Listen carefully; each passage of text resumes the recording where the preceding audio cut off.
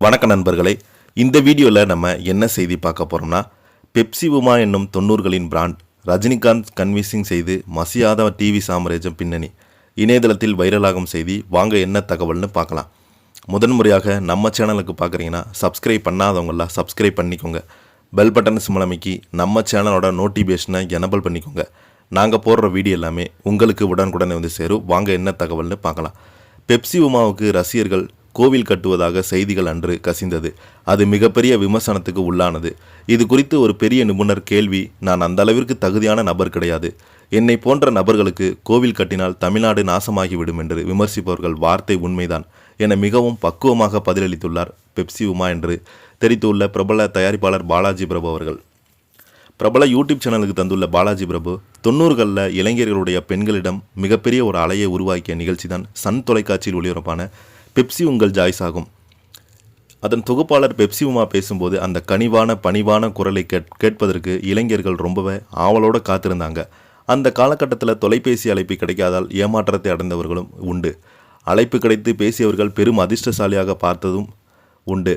அன்றைய தினம் பெப்சி உமா என்ன வண்ணத்தில் பட்டுப்புடவை அணிந்து வருவாரோ, அவருடைய பொட்டு, தோடு, வளையல்கள், செயின் எப்படி இருக்கும் என பெண்கள் மத்தியில் அதுவே விவாத பொருளாக மாறியது. டிவி தொகுப்பாளரிடம் ஆடை வடிவமைப்பு பற்றி பேசும் கலாச்சாரத்தை முதல்ல தொடங்கி வைத்ததே பெப்சி உமா தான். அவருடைய உண்மையான பெயர் உமா மகேஸ்வரி என்றாலும் பெப்சி உமா என்ற பெயரை தனி அடையாளமாக மாறியது. குஷ்பு போலவே பெப்சி உமாவுக்கு ரசிகர்கள் கோவில் கட்டுவது செய்திகள் கசந்தது. அது மிகப்பெரிய விமர்சனத்துக்கும் உள்ளானது. இது குறித்து ஒரு பெரிய நிருபணருடைய கேள்வி, நான் அந்த அளவுக்கு தகுதியான நபர் கிடையாது, என்னை போன்ற நபர்கள் கோவில் கட்டினால் தமிழ்நாடு நாசமாகிவிடும் என்று விமர்சிப்பவர்களின் வார்த்தை உண்மைதான் என மிக பக்குவமாக பதிலளித்தார். ஒரு டிவி நிகழ்ச்சியில் தொடர்ந்து 15 ஆண்டுகள் டிஆர்பி தரவரிசையில் உச்சத்தில் இருந்த முழு முதற் காரணமே தனி மனிதராக அவர் ஈர்த்த மக்கள் செல்வாக்கு மட்டுமே தான். சூப்பர் ஸ்டார் ரஜினிகாந்த் தனது முத்து படத்தில் ஒரு நல்ல கேரக்டரில் நடிக்குமாறு நேரடியாக அழைத்தபோது, எனக்கு சினிமாவில் ஆர்வம் கிடையாது சார் என்று மறுத்துவிட்டார். இன்னொரு படத்திற்கு பெப்சி உமாவை அழைத்து அரை மணி நேரம் மட்டுமே கொடுங்க, உங்களை நான் சம்மதிக்க வைக்கிறேன் என்று சொல்லி 1 மணி நேரம் பேசினாராம் ரஜினி. அப்போது அவரை சம்மதிக்க வைக்க முடியல. கமலஹாசன் அன்பே சிவம் பட வாய்ப்பு அவர் மறுத்துட்டார்.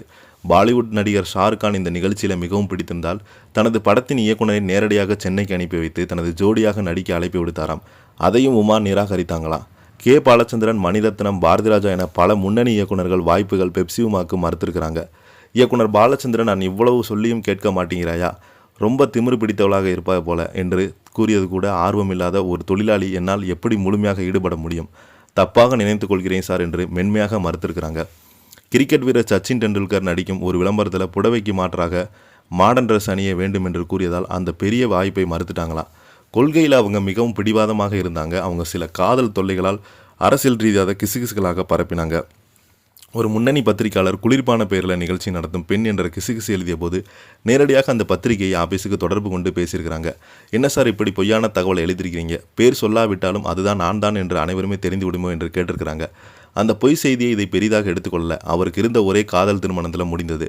இன்று அவர்கள் ஒரு மகன் இருக்கிறாங்க. தற்போது அவங்க தனது கணவர் வணிகத்தை கவனித்து கொண்டு சென்னையில் தான் வசித்து வராங்க என்று தெரிவித்திருக்கிறாரு. இந்த செய்தியை பற்றி நீங்கள் என்ன கீழே உள்ள கமெண்ட் பாக்ஸில் மறக்காமல் பதிவிடுங்க. இந்த வீடியோ பிடிச்சிருந்தா லைக் பண்ணுங்கள், ஷேர் பண்ணுங்கள். நன்றி, வணக்கம்.